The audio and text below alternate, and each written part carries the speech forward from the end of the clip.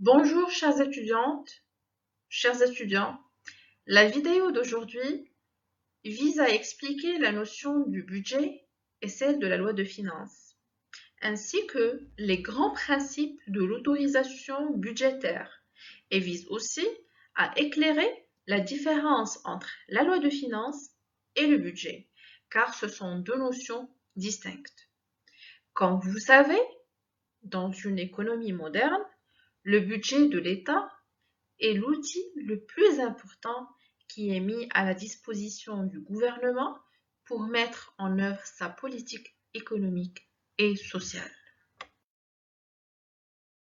Qu'est-ce qu'un budget? Le budget peut être défini comme l'acte par lequel sont prévues et autorisées les recettes et les dépenses annuelles de l'État. Donc le budget est constitué par l'ensemble de comptes qui décrivent pour une année civile toutes les ressources et toutes les charges de l'État. Comme vous savez, les ressources de l'État, on ne fait que les prévoir. Pourquoi? C'est parce que la principale ressource de l'État, c'est la fiscalité. Ce sont les taxes et impôts, que ce soit la taxe sur la valeur ajoutée ou l'impôt sur les sociétés ou l'impôt sur le revenu ou bien les autres impôts, ce sont des impôts sur les dépenses ou les recettes. Donc, comme vous savez, les recettes fiscales, on ne les connaît pas de manière précise. On ne fait que les prévoir. Pour cette raison-là, on dit que les ressources sont prévues et les dépenses sont autorisées. Pourquoi les dépenses sont autorisées? C'est parce que lorsque le Parlement vote la loi de finances initiale, par ce vote, le Parlement, qui est composé de la Chambre des représentants et la Chambre des conseillers, donne l'autorisation au gouvernement de procéder ou de réaliser ces dépenses-là. C'est pour ça, quand on parle d'un budget ou d'une loi de finances, on parle d'un budget par lequel sont prévues et autorisées les ressources et les dépenses de l'État. Dans un régime parlementaire, l'examen du budget est une prérogative essentielle du Parlement et l'un des moments les plus propices au dialogue entre le gouvernement et les parlementaires, qui présentent bien évidemment le peuple. Nous avons trois remarques à retenir de la définition du budget. La première remarque est le double caractère de l'acte budgétaire. La deuxième remarque, c'est le principe de l'équilibre budgétaire. La troisième remarque, c'est le respect du principe de l'annualité budgétaire. Qu'est-ce que ça veut dire le double caractère de l'acte budgétaire? On veut dire par le double caractère que le budget est un acte de prévision et d'autorisation. Le budget est un acte de prévision, c'est-à-dire que c'est un tableau évaluatif des dépenses et recettes à effectuer par l'État. Il est aussi un acte d'autorisation parce qu'il permet au gouvernement d'effectuer des dépenses et de percevoir les recettes. Donc, c'est la loi de finances qui arrête le budget de l'État. Mieux encore, le budget, c'est la traduction comptable de la loi de finances. La deuxième remarque, il s'agit du principe de l'équilibre budgétaire. Donc, comme nous avons déjà vu, le rôle de la loi de finances est d'assurer la corrélation entre les recettes et les dépenses en vue de respecter le principe de l'équilibre budgétaire. La troisième remarque, c'est le respect du principe de l'annualité budgétaire, c'est-à-dire que l'acte budgétaire est limité à l'année.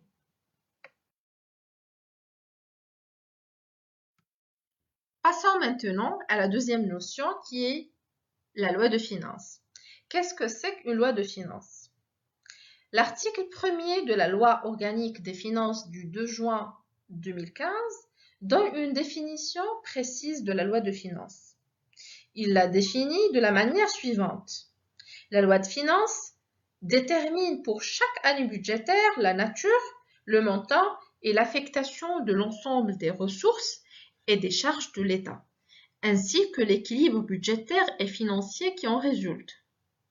La loi de finances, comme vous savez, est un document très important. Lors de la discussion de la loi de finances, c'est une occasion, est un événement aussi où toutes les forces vives de la société s'intéressent à ce budget-là, car nous sommes tous impactés par la loi de finances. Donc, comme j'ai déjà dit, c'est l'un des moments le plus propice au dialogue entre le gouvernement et les parlementaires. Donc, la loi de finances est l'acte législatif par lequel le Parlement vote le budget de l'État. Est une loi dont le but est de présenter les recettes et les dépenses de l'État. Elle constitue le cadre qui permet au Parlement d'approuver le budget de l'État. Donc, depuis 2001, le Maroc s'est lancé dans une réforme budgétaire qui s'inscrit au cœur d'un vaste programme de modernisation de l'administration publique. Donc, cette réforme-là vise essentiellement à renforcer la performance de l'action publique, à améliorer aussi la qualité des prestations du service public et à accroître l'impact des politiques publiques sur les populations. Donc, les priorités de la loi de finances tiennent toujours compte de la conjoncture économique et sociale qui prévaut au moment de sa préparation, ainsi que le résultat des programmes qu'elle détermine. Bien évidemment, pour élaborer le budget, on tient compte du cadre macroéconomique de l'environnement interne et de l'environnement international, tout en s'appuyant sur les hypothèses relatives au taux de croissance, au taux d'inflation, au taux de change, à la récolte céréalière, au déficit budgétaire et au cours du butane. Comme vous pouvez constater, la définition de la loi de finances englobe 6 grands principes budgétaires qui traduisent une volonté de contrôle des dépenses par le Parlement, c'est-à-dire 6 principes que la loi de finances doit respecter. Ils commandent la forme et le contenu du budget. Ces principes sont le principe de l'annualité, le principe de l'universalité, le principe de l'unité, le principe de l'équilibre, le principe de spécialité et le principe de la sincérité. Du point de vue théorique, la loi de finances doit respecter certains principes que je viens d'ailleurs de citer dans la diapositive précédente. Commençons par le premier principe, le principe d'annualité budgétaire, qui consiste à fixer pour une année la durée de l'exercice budgétaire. Ce principe est souvent cité en premier lieu et c'est justement pour insister sur le fait que l'autorisation budgétaire donnée par la loi de finances n'est valable que pour une année. Il n'existe donc pas de loi permettant à un gouvernement de prélever un impôt permanent. Le principe d'annualité stipule que tous les chiffres qui paraissent dans la loi de finances doivent être des chiffres relatifs à l'année en cours. Il s'agit donc d'une annualité de l'autorisation parlementaire et d'une annualité de l'exécution. En effet, passé ce délai, et si aucune nouvelle loi de finances n'est adoptée, l'État ne peut ni percevoir des recettes ni engager de nouvelles dépenses. C'est d'ailleurs pour cette raison que le budget doit être voté avant le début de chaque année budgétaire, et qu'il n'est valable que pour une année, et qu'il doit être exécuté au cours de cette même année. Il convient au Maroc que l'année budgétaire coïncide avec l'année civile. Elle commence le 1er janvier et se clôt le 31 décembre. Tous les pays n'ont pas retenu l'année civile. En fait, ils ont préféré un autre calendrier plus convenable à leur environnement politique et économique. Donc, la quasi-totalité des pays, elle applique la règle de l'annualité budgétaire. Mais l'année budgétaire ne commence pas partout au même moment, car il faut choisir un moment où le Parlement pourra élaborer la loi de finances dans les meilleures conditions possibles. En France, par exemple, l'année budgétaire commence le 1er janvier, mais elle commence le 1er avril en Grande-Bretagne et le 1er octobre aux États-Unis. Vous allez peut-être se poser la question, pourquoi ce principe d'annualité? Bien évidemment, il y a des raisons et des arguments derrière ce choix-là. Donc, ce principe d'annualité a tout d'abord une raison d'ordre historique.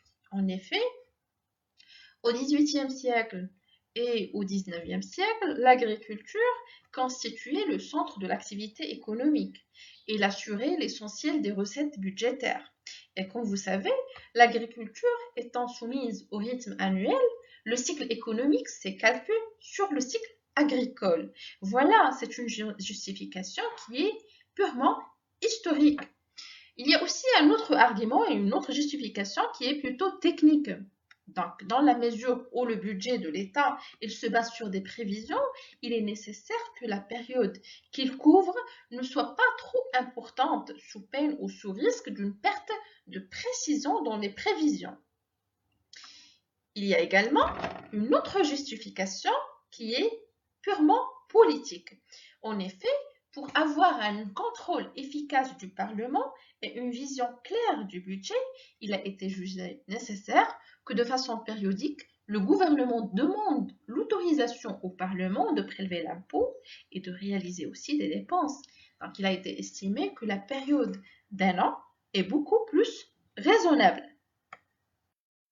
D'après la définition du principe de l'annualité, et comme j'ai déjà dit, tous les chiffres doivent coïncider avec l'année en cours. Sauf que dans la réalité, parfois, certains projets dépassent le cadre de l'année, et ce, pour des raisons d'opérationnalité. Puisqu'ils les dépassent, dans ce contexte, la loi de finances, elle a trouvé des solutions. Elle a arrêté un certain nombre de dispositions qui permettent d'échapper au principe de l'annualité. Avant de passer à l'explication de chaque disposition, je vais essayer de vous présenter de manière très rapide toutes les dispositions que je vais expliquer par la suite. Donc, tout d'abord, nous avons les dispositions relatives aux autorisations du programme. Nous avons les dispositions relatives à l'approbation de conventions financières. Ensuite, nous avons les garanties accordées par l'État directement ou indirectement. Puis, nous avons les dispositions relatives à la gestion de la dette publique. On a aussi le principe de la continuité du service public et enfin, nous avons ce qu'on appelle la loi de finances rectificative. Je vais essayer maintenant de vous expliquer chaque disposition.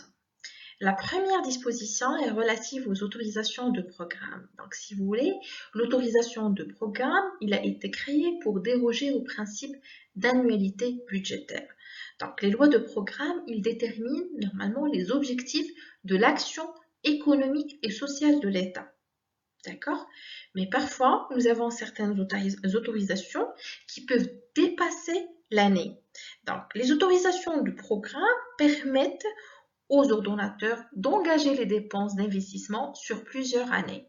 C'est le cas, par exemple, des travaux liés à la construction des autoroutes ou des ports qui prennent beaucoup de temps pour être achevés.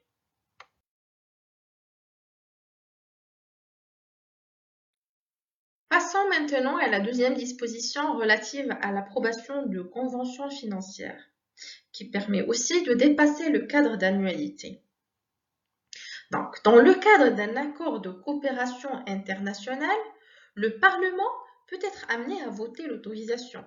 Donc, une fois l'autorisation est votée, elle engage les deniers publics pour plusieurs années. Par contre, le gouvernement, il n'est pas appelé de faire ratifier cette autorisation toutes les années.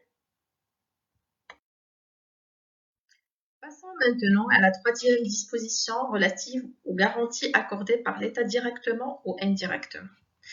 Donc, parfois, les intermédiaires financiers sous tutelle étatique se trouvent dans l'impossibilité de disposer de crédits importants à l'extérieur sans que l'administration centrale intervienne.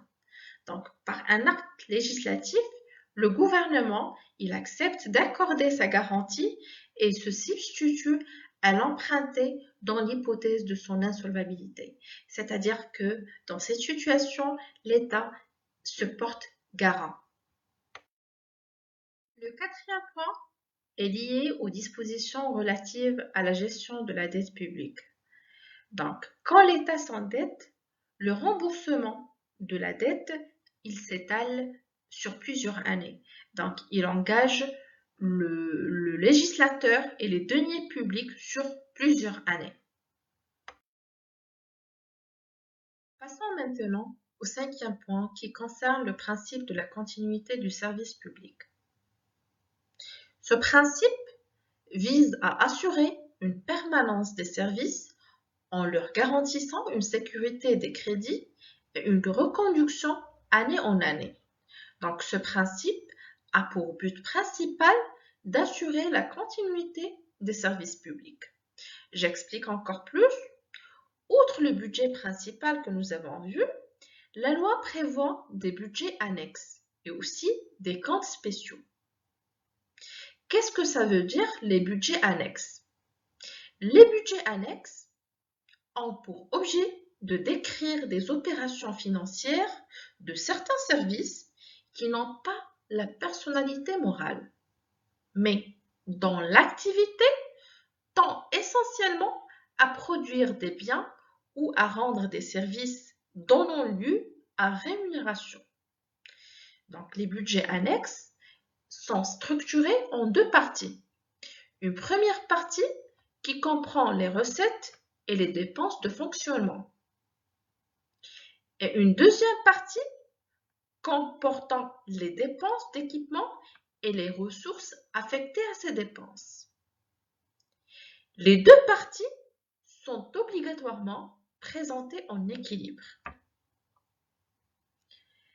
Par contre, la préparation, l'approbation, l'exécution et le contrôle des budgets annexes est effectué dans les mêmes conditions que celles prévues pour le budget principal. Après avoir expliqué les budgets annexes, maintenant on va expliquer les comptes spéciaux. Qu'est-ce que ça veut dire les comptes spéciaux? Les comptes spéciaux sont regroupés autour de plusieurs types de comptes. Citons par exemple les comptes d'affectation spéciale, les comptes de financement, les comptes de dépenses sur dotation, etc. Un compte spécial du Trésor est là pour objet de retracer des recettes affectées. Ce n'est pas le cas dans le budget principal. Donc, dans le compte spécial, il y a ce qu'on appelle les recettes affectées. Pour le budget principal, il y a ce qu'on appelle la non-affectation. Donc, conformément aux dispositions de la loi organique relative à la loi de finances, le compte spécial finance des dépenses afférentes à des opérations déterminées et à l'emploi donné à ces recettes. Donc, ces comptes, et particulièrement les comptes d'affectation spéciale, ils contribuent dans une large mesure au financement des projets structurants et à la lutte contre les disparités sociales et spatiales. Donc, si vous avez pu constater, les budgets annexes et les comptes spéciaux constituent des exceptions au principe de non-affectation du budget, c'est-à-dire l'interdiction d'affecter une recette à une dépense. Donc, après avoir vu les budgets annexes et après avoir expliqué les comptes spéciaux, maintenant on va essayer de voir un autre budget qui s'appelle le budget des segments. Le budget des segments, c'est le budget des services de l'État gérés de manière autonome.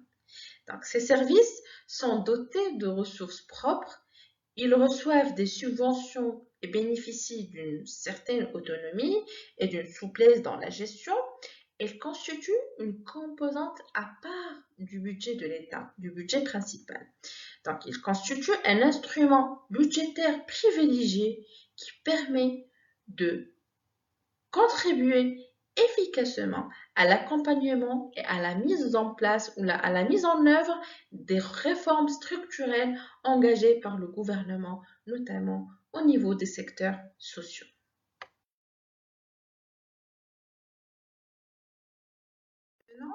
va essayer de comprendre le dernier point qui permet de rompre aussi le principe d'annualité, qui est la loi de finances rectificative. En substance, la loi de finances rectificative est une loi qui a pour propos la modification en cours d'exercice des dispositions de la loi de finances initiale. Donc, son objectif est de corriger à la hausse ou à la baisse les charges et les ressources arrêtées précédemment par la loi de finances initiale, compte tenu bien sûr de l'évolution de la conjoncture économique et financière.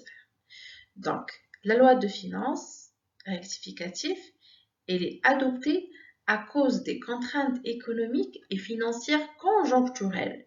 Donc, elle rend de façon exceptionnelle le cadre annuel de l'exécution budgétaire. Donc, cette loi est la seule, je parle toujours de la loi de finances rectificative, est la seule initiative du gouvernement et peut intervenir à n'importe quel moment au cours de l'année budgétaire. Elle est présentée et votée selon la même procédure applicable à la loi de finances initiale, à l'exception des délais d'examen particuliers prévus par l'article 5 de la loi organique. Donc, si vous pouvez remarquer que le recours à une loi de finances rectificative est très rare au Maroc.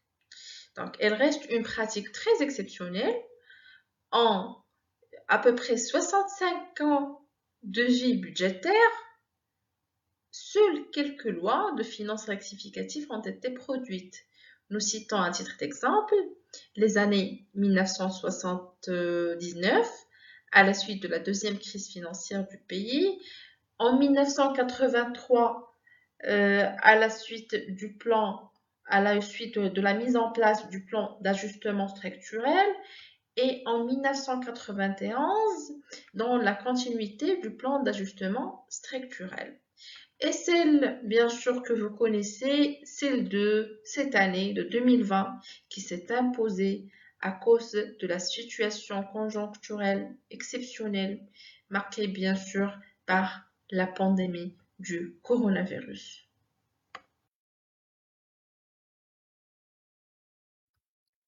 Après avoir présenté et expliqué les exceptions qui rendent le principe de l'annualité, maintenant on va essayer de donner quelques précisions par rapport au report de crédit d'une année à l'autre. Donc, comme j'ai déjà dit, tous les chiffres doivent coïncider avec l'année en cours, c'est le principe de l'annualité. Sauf que dans la réalité, parfois, certains projets passent le cadre de l'année pour des raisons d'opérationnalité. Dans ce cadre, la loi a trouvé des solutions. Pour ce faire, des outils prévus par le législateur permettent parfois de dépasser le cadre d'annualité. C'est l'exemple des reports de crédit. Commençons par le budget général. Il est interdit de reporter les dépenses de fonctionnement dans le budget général, c'est-à-dire les crédits de fonctionnement ouverts au titre d'un budget et non engagés à la clôture de l'exercice budgétaire tombent en annulation, c'est-à-dire qu'ils s'annulent.